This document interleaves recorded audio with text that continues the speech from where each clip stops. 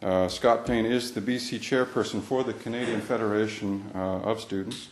He's attended 3 of the 4 types of post-secondary educational institutions in BC, and he's well acquainted with many of the issues that are being applied to students these days by outside social forces.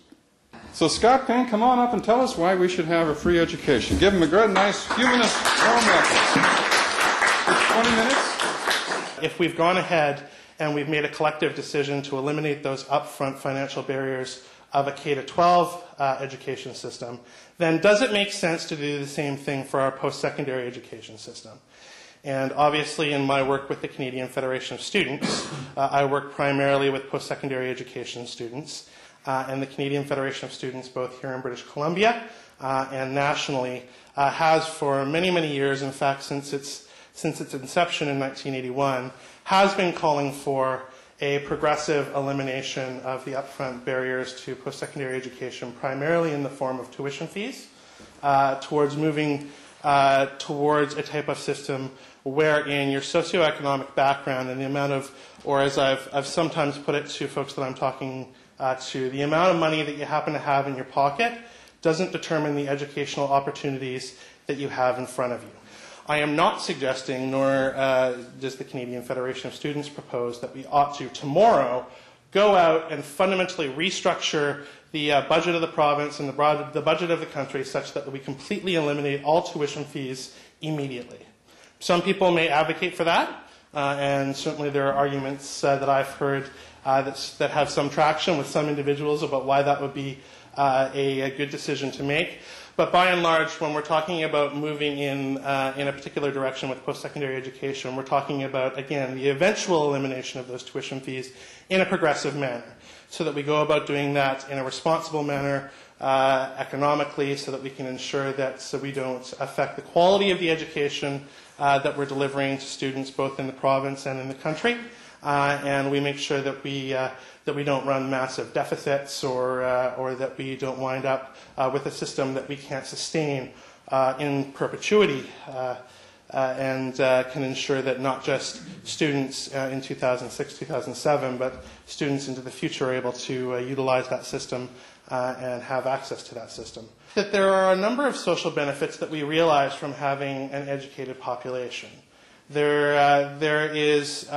some fairly convincing statistics out there that lead us to believe that if we look at societies that have a greater access to education as opposed to those that do not, those that have a greater access to education, and thereby I think we can probably conclude are more educated societies,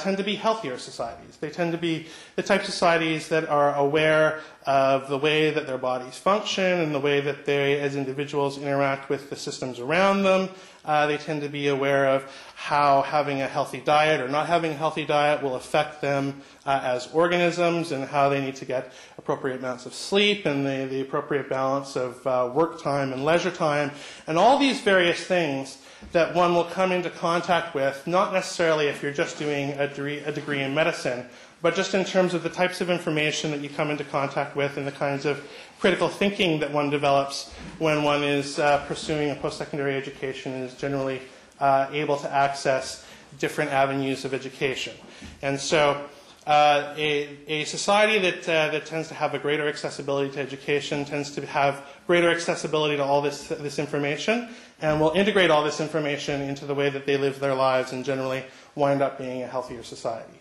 Does it make sense to you that an individual who is born into a specific socioeconomic situation ought to have that situation, which they have very little control over, determine the educational opportunities that they have at their disposal? And when I'm out and I'm talking to individuals, it seems to be that there's a general consensus out there that no, somebody's socioeconomic background, something that they're born into and that they have very little control of, whether they're born to parents that are of very modest means or whether they're born to parents of very wealthy means, should not have those situations determine the educational opportunities that they have at their disposal.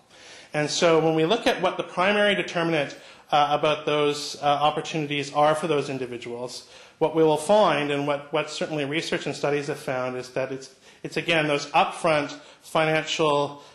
considerations, or those upfront financial barriers, as I like to frame them, that will be a determinant factor on whether, if you come from a poorer family and you have to pay $10,000 a year to get an education, that's going to be a significant, or even $5,000 a year to get an education, that's going to be a significant determinant about whether or not you can afford to get that education. And it could be that you're a very intelligent individual, and if you were given the opportunity to get that education, you would go out and do great things. But the fact remains that if you can't afford it, you can't afford it.